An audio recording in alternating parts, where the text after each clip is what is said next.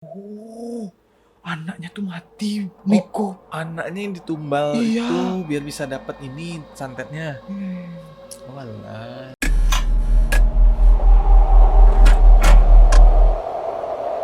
Tes semuanya, everybody happy aja sih, nggak usah kayak tegang gitu lah. Guys, welcome back to our channel Semi SD di sini yang siap akan membuat kalian merinding di dinding. Bersama saya hostnya Glenn dan Thompson.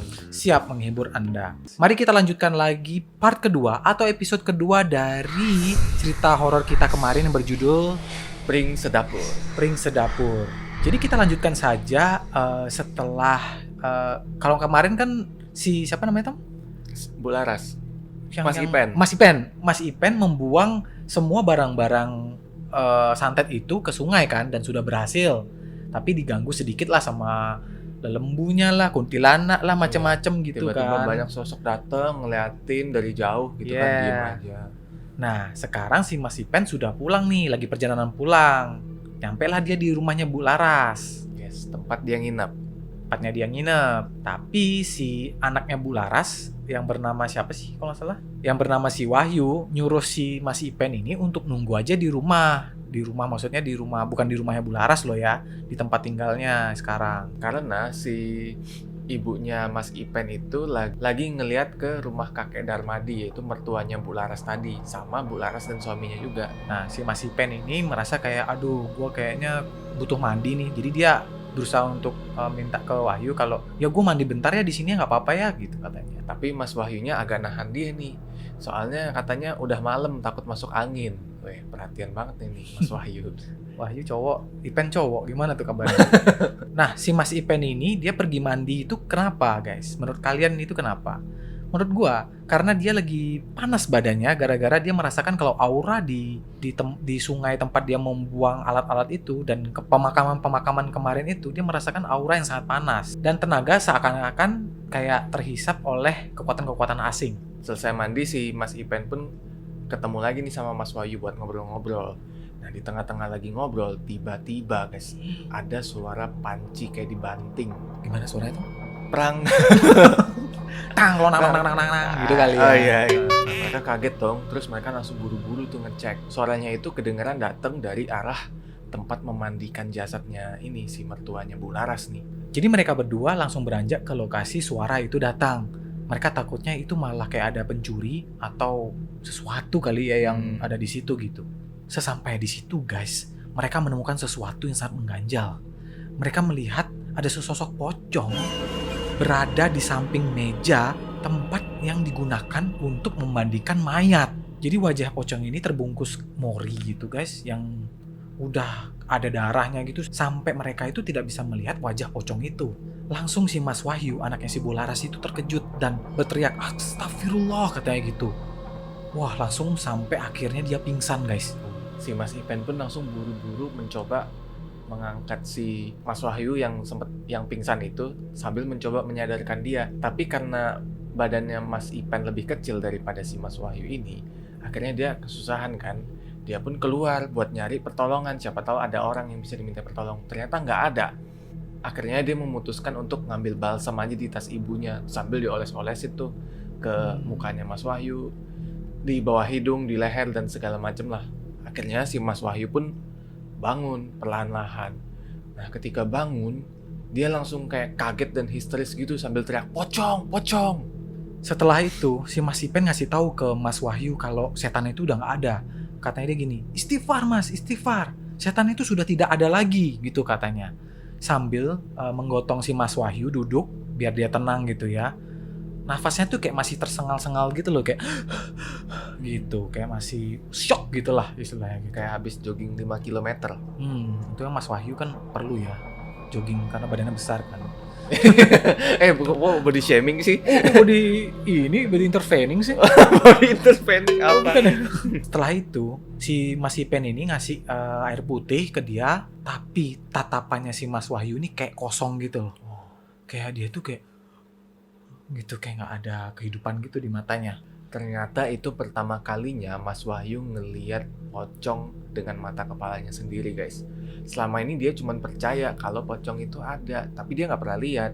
Nah, sekarang itu benar-benar ada di depan mata kepala dia sendiri dan dekat lagi.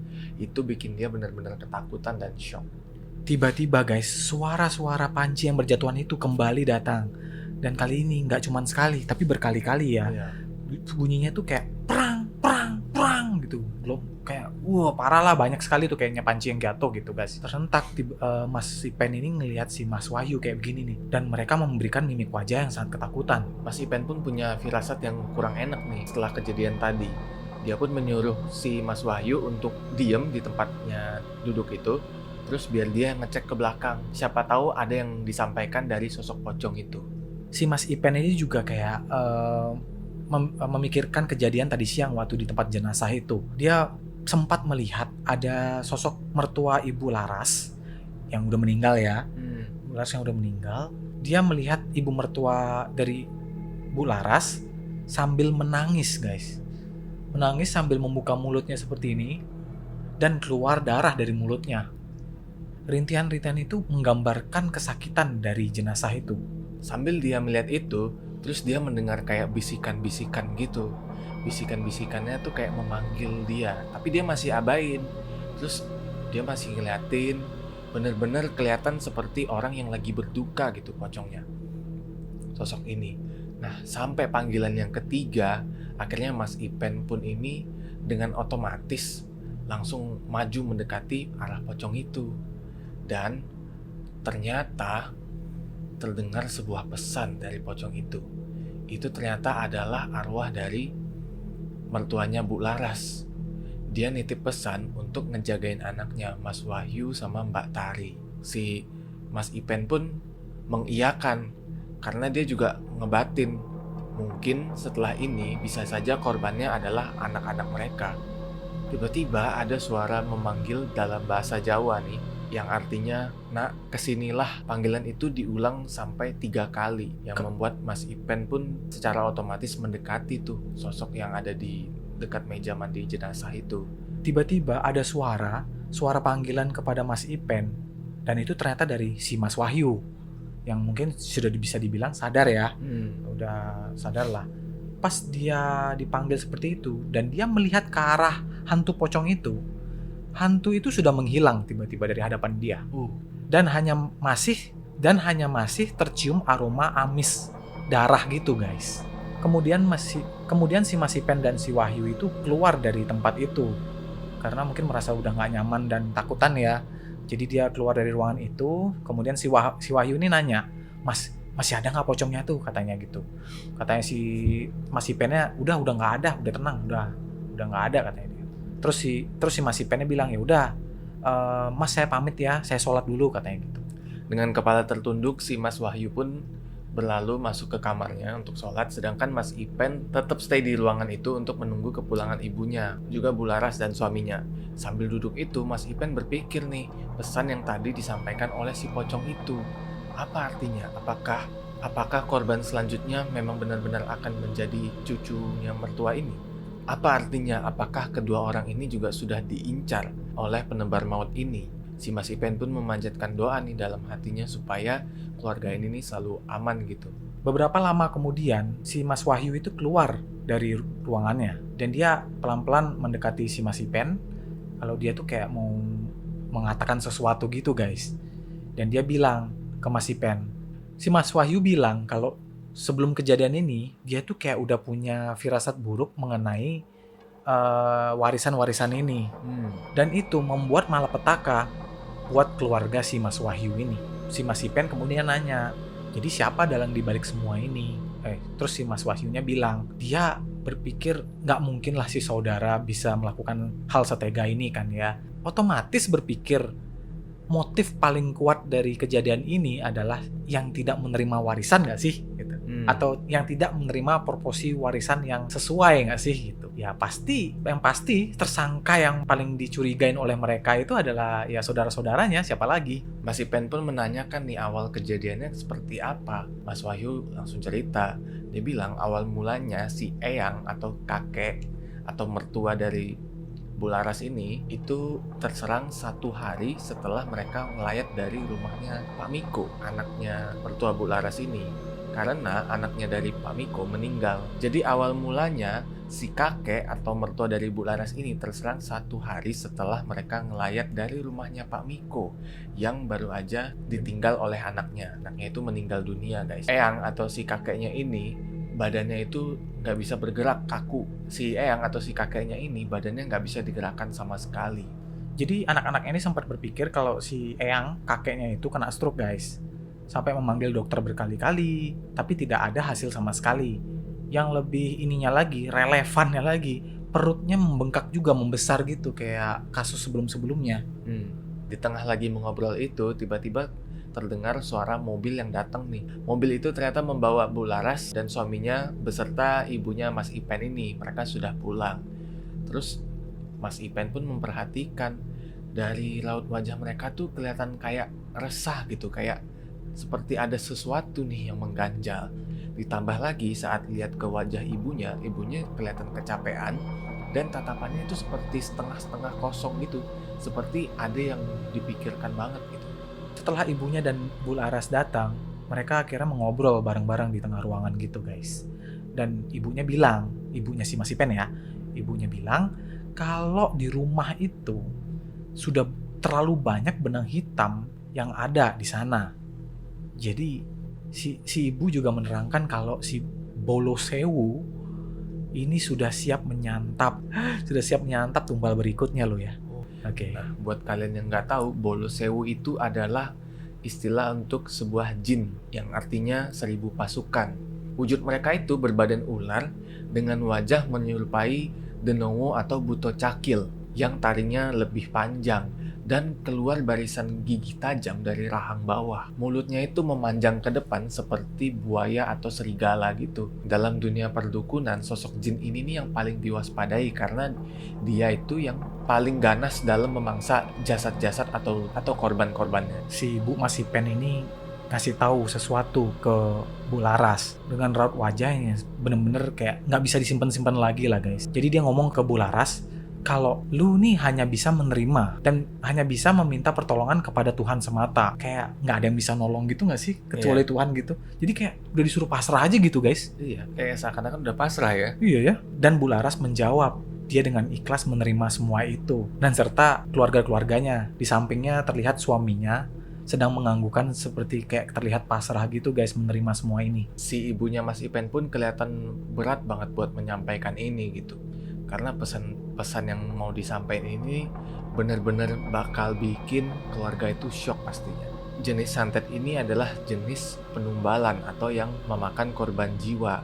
Dan ini akan terus memakan korban jiwa sampai anak keturunannya itu semua habis. Inilah yang disebut dengan bambu serumpun atau pring sedapur. Oh, anaknya tuh mati, Miko. Anaknya yang ditumbal Iya. itu biar bisa dapat ini santetnya. Iya. Walah. Jadi di rumah itu si Pak Samsi menanyakan kepada si ibunya si Mas Ipen. Jadi bagaimana solusinya ini? Cara menghentikan ini gimana caranya gitu? Tahu nggak jawaban ibunya apa? Jawaban ibunya itu adalah perang. Lu mesti perang dengan orang yang mengeluarkan ilmu ini kepada keluarga ini. Dan berarti juga perangnya melawan jin-jin itu Jin-jin ya. 1000 pasukan itu. Terus ibunya ngomong kalau kamu harus berperang melawan saudaramu sendiri. Si ibu Larasatinya bingung. Lah, saudara saya sendiri maksudnya? Katanya gitu. Ibunya Mas Ipen ngomong, ini semua terjadi gara-gara keiri dengkian saudaramu terhadap kamu. Mungkin maksudnya itu adalah warisan yang tidak didapatkan oleh saudaranya dia. Terus yang lebih menyesakkannya lagi, si ibunya Mas Ipen ini ngomong ke Larasati, kalau kakaknya itu, si Mas Miko itu, menumbalkan anaknya sendiri guys untuk mendapatkan ilmu ini. Jadi yang tadi Tom ceritain itu, yang soal Mas Miko sempet kehilangan anaknya itu, bukan gara-gara kecelakaan, bukan gara-gara apa loh ya. Ini gara-gara memang ditumbalkan loh. Untuk mendapatkan ilmu itu. Wah, gila, tega banget. Gila. Untuk demi harta guys. Demi harta loh, anaknya sendiri loh ditumbalin guys. Wah, parah. Sadis. Bu Laras pun bener-bener shock, dia kaget banget. Dan dia bertanya nih, Berarti dari awal kematian Lingga itu anaknya Pak Demiko ya, itu bukan karena kecelakaan, memang karena ditumbak. Terus Mas Wahyu pun nyambut katanya. Sudah aku duga dari awal si Eyang itu sakit juga setelah melayat dari rumah Pak Demiko kan. Disambut lagi sama adiknya Mbak Tari itu. Dia bilang iya, Eyang sakit setelah melayat. Mendengar itu semua, keluarga dari Bu Larasati ini sangat-sangat shock guys. Bisa dibilang isak tangisnya benar-benar nggak berhenti-berhenti sama sekali dari tadi. Dan dia juga nggak menyangka kalau kakaknya si Mas Miko itu melakukan hal sekejam itu untuk mendapatkan ilmu yang didambakannya itu. Sampai menumbalkan anaknya sendiri. Demi harta itu keterlaluan. Akhirnya ibu dari Mas Ipen ini meminta seluruh keluarga di situ untuk berdoa sebelum mereka berdoa meminta perlindungan sebelum mereka beranjak istirahat. Dalam artian mereka udah siap mati ya. Udah pasrah sih. Udah pasrah lah ya. Sementara itu Mas Ipen yang mencium aroma yang terus berganti-ganti antara bau amis dan bau kebakaran, dia memutuskan untuk menunggu aja di teras rumah. Mau ngeliat bakal apa ada lagi nih setelah ini yang datang. Tiba-tiba muncul wujud hitam dengan kepala api datang tiba-tiba muncul sosok dengan wujud hitam berperawakan besar dengan kepala api datang mulai mendekati Mas Ipen. Makin lama makin jelas bentuknya. Kayak Ghost Rider. Iya. Sesaat si Mas Ipen ini berdiri berhadapan di depan jin ini dengan badan yang sangat besar sekali, kepala berapi-api dengan cakarnya yang panjang itu. Dia sangat ketakutan. Setan atau jin ini biasa disebut sebagai kemamang. Jika mata telanjang ngelihatnya itu kayak seperti bola api yang terbang-terbang gitu. Ya, biasanya sering kalian lihat bola api terbang-terbang, tapi ini ada badannya nih. Si Mas Ipen bisa ngelihat. Kalau buat orang yang nggak bisa ngelihat mungkin cuman kayak yang di Harry Potter gitu kali ya. Iya. Kayaknya Api-api terbang tapi gitu. aslinya guys. Wah. Seram guys. Kemampuan makhluk ini nih cukup menyeramkan guys. Dia bisa menyeret manusia dan membawa mereka ke pohon-pohon angker seperti waru, randu, beringin, sengon, dan lain-lain. Menghadapi makhluk ini itu sama seperti menghadapi wewe gombel. Jadi apapun yang terjadi guys, setelah kalian melihat si kemamang ini, jangan melakukan apapun. Kalau misalnya dia kayak menjilatmu gini, gitu, terus sambil memegang, mencekik kita gitu, kita tuh diem aja gitu. Kalau kalian melihat dia secara ketakutan gitu, kayak lu tuh ketakutan gitu ngeliat dia gitu ya, berakhirlah hidup lu. Tiba-tiba si Mas Ipen ini kayak diterpa sama angin gitu guys. Terus dia ngelihat kalau sosok jin ini mulai mendekati, terus mengamati dia. Terus kayak tiba-tiba terbang ke atas tinggi banget dan meledak, duar. Menghilang udah Terus, berarti ya? Iya, terus menghilang.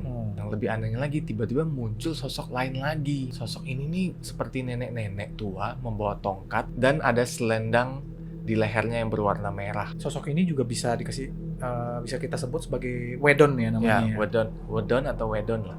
Mas Ipen pun refleks langsung bilang, astagfirullah, wedon. Terus tiba-tiba sosok wedon ini makin banyak guys, nggak cuma satu, nambah mulai 2, 3, 4, dan semua menatap ke arah dia. Banyak nih wedonnya. Iya. Secara bersamaan pun dengan jumlahnya yang udah banyak itu, wedon-wedon ini mulai membuka mulutnya yang sangat lebar itu. Kepalanya ini, si Mas Ipen pun berandai-andai kalau misalkan kepalanya sampai masuk ke mulut dari wedon ini, dia pasti bakal hilang dalam sekejap guys. Karena itu besar banget. Kemudian lidahnya pun menjulur panjang berliuk-liuk gitu guys, kayak ular. Serem sekali. Tiba-tiba guys, ibu dari Mas Ipen ini keluar dan sambil menunjukkan tangannya. Pokoknya kayak ngomong bahasa Jawa, disuruh pergi gitu sambil ngasih kemenyan, bau-bau kemenyan gitu. Untuk ngusir si makhluk-makhluk halus itu guys. Dan seketika makhluk-makhluk halus yang ada di depan si Mas Ipen itu semua menghilang. Dan akhirnya si Ipen disuruh ibunya untuk masuk ke kamar karena ini sudah sangat tidak aman guys. Si Mas Ipen pun berusaha untuk tidur atau istirahat malam itu.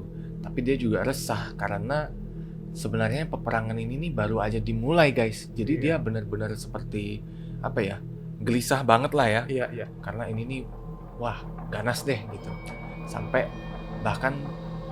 si Pak Miko ini menumbalkan anaknya sendiri.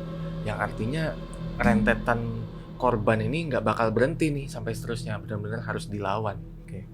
Di dalam lelapnya tidurnya si Mas Ipen ini, dia bermimpi guys. Dia bermimpi bertemu dengan seorang laki-laki. Dia tuh laki-laki berambut panjang sebahu gini sambil menggunakan kalung berbandul taring harimau. Sambilan dia tuh kayak memberi salam kepada ibunya Mas Ipen dan menoleh sejenak ke arahnya si Mas Ipen. Nah, setelah Mas Ipen bangun dari tidurnya, dia tuh kayak berusaha mengingat siapa sih yang ada di dalam mimpinya itu. Dan dia berusaha mengingat, dan ternyata dia tidak pernah bertemu dengan orang itu. Setelah sholat subuh, si Mas Ipen pun menceritakan mimpinya kepada ibunya. Dia bilang, "Bu, tadi saya mimpi. Bu, tadi malam saya mimpi ketemu sosok seorang lelaki. Tapi setelah diingat-ingat, saya nggak tahu itu orang. Saya nggak tahu siapa orang itu karena saya nggak pernah ketemu." Ibunya pun cuma tersenyum dan bertanya, bagaimana cerita di dalam mimpi itu. Dia bilang ada sosok seorang laki-laki yang memakai kalung taring harimau, terus dia menyalami ibunya dan tersenyum kepadanya. Terus si ibunya itu bilang guys ke si Mas Ipen, "Oh alhamdulillah doa ibu didengar." Dan ibu bilang, "Itu adalah murid ibu dari Kalimantan yang akan datang untuk membantu memecahkan kasus ini." "Hah? Murid ibu? Siapa?" Gitu kata si Mas Ipen. Terus si ibu bilang, "Namanya The Virgo. Jauh sebelum kamu lahir," katanya. "Dia itu sudah menjadi murid ibu dan abahmu." Which is abahnya sudah jadi almarhum ya. Mas Ipen pun bingung kan. Dia pun bertanya, bagaimana ibu bisa tahu kalau dia benar-benar murid ibu? Terus si ibunya menjawab, kalung itu dia dapat saat tirakat dalam bimbingan ibu. Kayak sertifikat gitu ya. Iya mungkin. Lulus. Kemudian keesokan harinya, si Mas Ipen dan yang lain itu mencari barang-barang untuk keperluan perang melawan santet-santet ini guys. Tapi ada beberapa kayak bahan-bahan yang ada di hutan gitu tuh nggak ada ya. Nggak dijual di pasar. Nggak dijual di pasar gitu. Semua yang berasal dari tumbuhan harus dicari di dalam hutan guys. Atau kalau warga ada yang punya bisa minta ke sana. Repot juga ya. Repot. Nyari bahannya. Oh, ternyata langka banget loh barang-barang untuk nyantet balik orang ini. Bukan nyantet balik sih ya, lebih tepatnya mereka nyantet, terus kita tinggal balikin kayak tameng gitu loh. Ya, sih? kemudian si ibunya Mas Ipen juga nyuruh si Mas Ipen ini buat nyari semacam jenis minyak-minyak gitu. Ketika Mas Ipen nyari, dia tuh keliling sampai semua area pasar itu dan sampai sore hari nggak ketemu juga. Akhirnya dia pulang dengan tangan kosong. Dan si ibu Mas Ipen ini nyuruh si Wahyu dan Mas Ipen untuk menjemput Mas The Virgo di terminal guys. Dia udah tiba lah ya sekarang ya berarti ya. Kemudian langsunglah mereka ke arah terminal itu. Semua orang terlihat sibuk di rumah itu. Sampai Pak Samsi juga sibuk juga gitu menyiapkan semua untuk melawan santet-santet yang akan datang nanti. Itu. Yang bikin lega itu adalah si The Virgo ini ya datang akhirnya ke rumah dari Kalimantan gitu. Yang paling nggak masuk akal menurut mereka, katanya si The Virgo ini kok bisa dari Kalimantan ke sini tuh cuma butuh waktu sehari gitu. Jalan kaki lagi. Jalan kaki katanya gitu. Masa sih pesawat kali? Naik pesawat dibeliin tiket kali sama Mbak Laras kali. Setelah menjemputnya dan membawa si Mas The Virgo ini ke rumah Mbak Laras, si Mas Ipen ini membiarkan Mas The Virgo untuk bertemu ibunya, membicarakan peristiwa-peristiwa yang terjadi. Nah, karena nggak ngerti si Mas Ipen ini udahlah kayak di luar aja gitu. Tinggal menunggu apa yang mereka perintahkan aja nantinya. Di malam harinya, Mas Ipen, ibunya, The Virgo, Ibu Laras dan suaminya pergi ke rumah mewah itu, tempat di mana sengketa atau permasalahannya dimulai. Sampai di sana, rumahnya itu terlihat sepi banget dan cuman ada satu orang penjaga. Dengan adanya bolu sewu dan Denowo Jin berbagai rupa yang menyeramkan, tempat itu tuh jadi angker banget dan serem. Dan sembari mereka berlima jalan memasuki area rumah itu, semua makhluk itu tuh melihat dengan tajam mereka yang sedang berjalan. Pada saat mereka memasuki rumah yang megah itu, pintu putih itu pun terbuka tuh, yang besar. Pas mereka memasuki rumah itu, badannya Mas Ipen ini merasa seperti sangat panas. Pertama sangat panas, terus berat, badan itu kayak berat gitu. Terus kepalanya juga pusing guys. Untung mantra-mantra sudah diterapkan kepada mereka agar aman dari situasi seperti ini. Jadi mereka masih bisa bertahan lah ya diterpa ora-ora gitu ya. Iya. Bau pengap dari rumah itu sangat tercium kata, seperti goa yang nggak pernah dibuka atau nggak pernah dapat sirkulasi udara. Dan makhluk-makhluk halus itu semuanya bertebaran di dalam rumah itu. Bahkan ada yang sampai merayap di dinding dari bawah ke atas, atas ke bawah. Pokoknya semua menunjukkan wujudnya mereka. Wih, gila merinding gua. Gue bayangin kalau lu masuk di situ terus tiba-tiba yang ngerangkak banyak banget gitu, kayak Iya. jin-jin gitu. Terus ada yang nongkrong di tangga di mana. Waduh, gila itu. Lautan makhluk gaib, guys. Kemudian sang ibu menyuruh si Mas Ipen untuk menyebarkan kelopak-kelopak bunga yang sudah disirami minyak itu di luar rumah itu.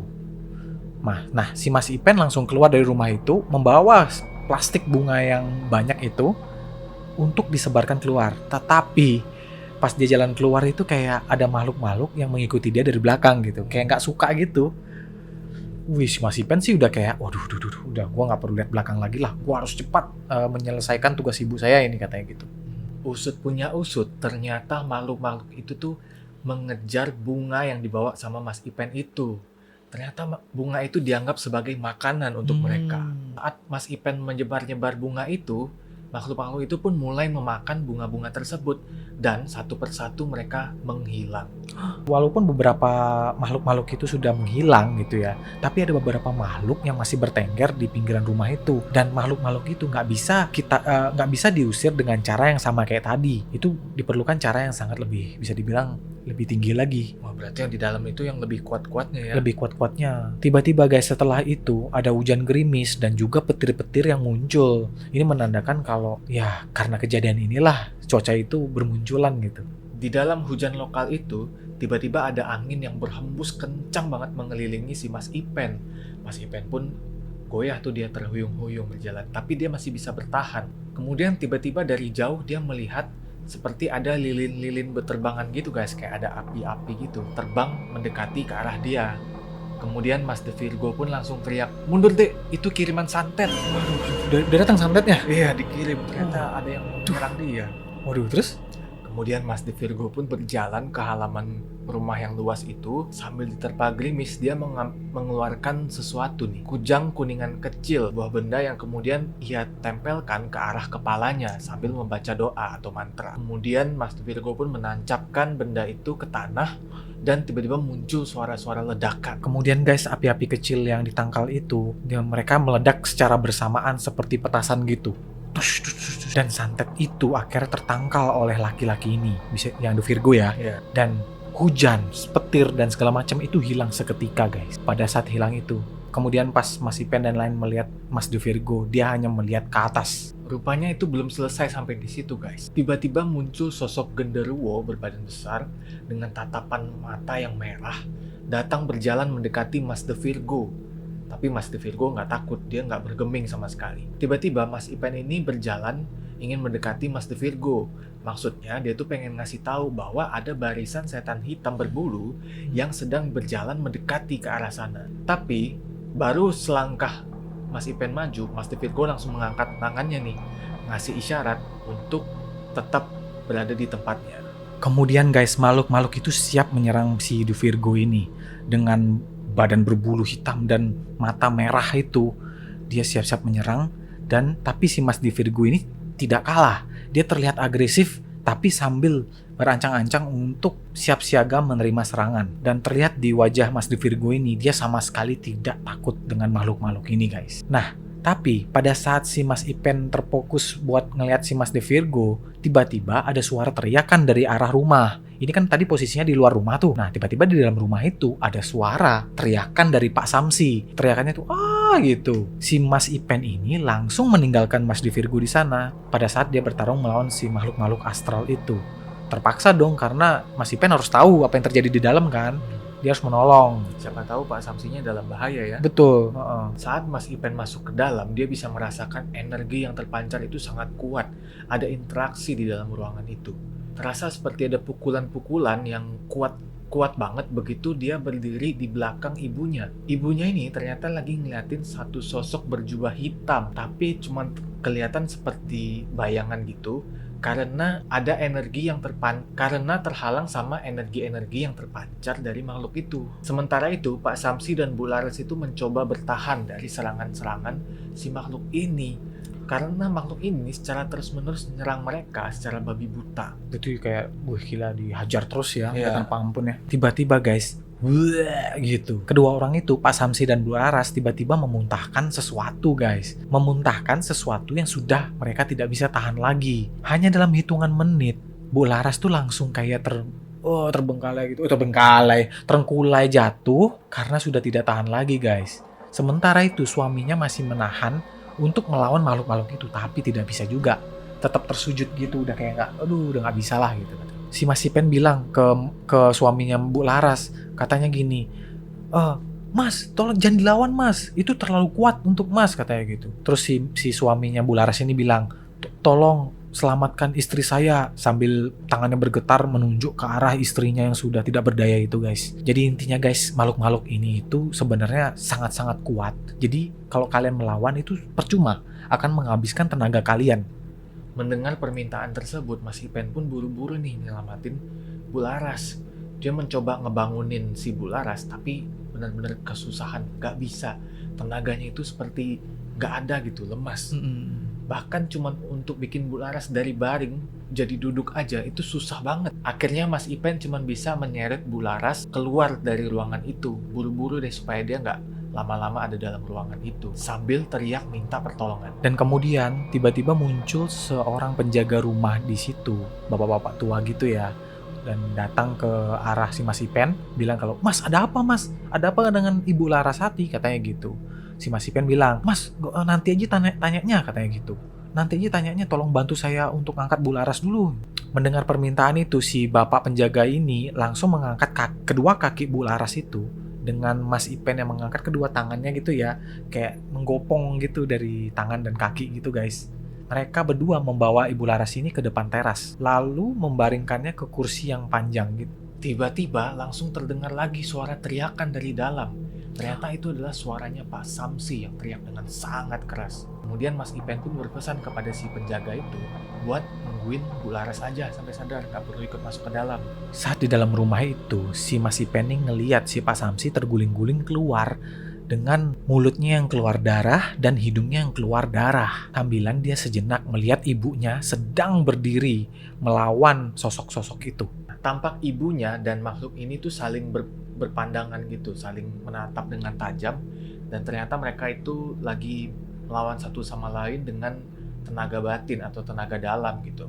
Ibunya katanya sampai meninggalkan raganya gitu untuk melawan makhluk ini gitu. Kemudian angin dengan hawa yang sangat panas itu meliputi ruangan di dalam rumah mewah itu. Dan dinding sama lantainya itu kayak bergetar gitu. Setiap kali angin itu menerpa si Mas Ipen ini kayak nggak bisa nahan tekanan angin itu sama sekali. Karena tekanan angin itu kuat banget sampai dia mundur selangkah dua langkah gitu guys. Pada saat angin itu menerpa itu, si Mas Ipen ini mencoba untuk menarik bahunya si Mas Samsi untuk ditarik keluar dari ruangan itu. Karena Mas Samsi kayak udah nggak berdaya lah ya bisa dibilangnya. Setelah mereka nyampe di teras, si Pak Samsi bangun guys. Bangun sambil ngelihat istrinya Ibu Laras ini sudah tidak berdaya. Kemudian si Pak Samsi ini dia berteriak histeris guys. Dia bilang, ya Allah Ibu, katanya gitu. Dia hanya menangis sambil batuk-batuk gitu guys, kayak tidak bisa tertahankan lagi batuknya. Si Pak Samsi ini benar-benar kayak udah nggak habis pikir guys. Dia sambil ngelus-ngelus kepala istrinya sambil berpikir kalau kok bisa hal seperti ini menerpa keluarganya. Air matanya terus keluar di sudut mata yang kini sudah berubah menjadi amarah guys. Karena dia udah nggak tahan lagi dengan amarahnya, dia pun langsung berteriak dan laknat, Allah beri hukuman yang setimpal kepada manusia yang melakukan ini kepada keluarga kami. Si Pak penjaganya cuma bisa menenangkan Pak Samsi nih, sabar Pak, banyak berdoa aja. Kemudian si Mas Di Virgo ini datang menghampiri si Mas Ipen setelah dia membantai semua genduro-genduro itu. Dan dia bertanya, ada apa Al? Katanya si Mas Ipen, ini Pak, Pak Samsi dan Bu Laras gitu. Belum dia sempat menyelesaikan kata-kata itu, si Mas Di Virgo bilang untuk jangan dekat-dekat dengan mereka. Kemudian perlahan si Mas Di Virgo ini mendekati kedua orang itu, si Pak Samsi dan Bu Laras ini. Kemudian dia kayak mengeluarkan tangannya seperti ini, ditiupkan tangan itu, gitu, sambil dia menggosokkan tangan itu ke kepala Pak Samsi dari atas sampai bawah. sampai kaki ya. sampai kaki. Hal itu dengan tujuan untuk menarik energi negatif dari si Pak Samsi. Tiba-tiba si Pak Samsi pun memuntahkan seluruh isi perutnya yang sekarang cuma tinggal cairan kuning kemerahan. Dan Master Virgo ini pun menyuruh Pak Penjaga untuk ngambilin minum buat Pak Samsi. Buru-buru tuh Pak Penjaga ke dapur buat ngambil minum. Dan gak lama kemudian kelihatan ibunya Mas Ipen juga keluar dari ruangan itu. Si ibunya Mas Ipen ini mendekati Ibu Laras sambil batuk-batuk gitu guys. Kayak udah kewalahan gitu lah menghadapi ini semua. Habis pertarungan tadi ya. Pas pertarungan tadi tuh sengit banget. Langsung dia memegang si Ibu Laras kayak ya tabahlah gitu ya. Setelah itu gak beberapa lama kemudian dia melihat ke atas langit sambil menunjuk langit gitu. Kini yang datang semakin banyak katanya. Apa yang datang? Makhluk-makhluk ini. Wah, ternyata belum selesai guys. Selesai guys. Tapi karena ini udah kepanjangan, mau nggak mau kita cut di sini dulu ya. Kita cut di sini karena ada beberapa kesalahan atau kendala teknis guys. Mohon maaf sekali. Dan supaya videonya nggak terlalu panjang juga sih menurut kita. Jadi kita lanjut di part ketiga ya. Ya. Oke guys, sebelum itu jangan lupa untuk klik subscribe, like, dan share ya tentunya. Jangan lupa juga nyalain tombol lonceng notifikasi ya, biar kalian tahu nih poster baru kita dan bisa ngikutin cerita ini. Ya, gitu dulu guys episode dan sesi kali ini. Moga kalian terhibur. Sampai jumpa di video selanjutnya.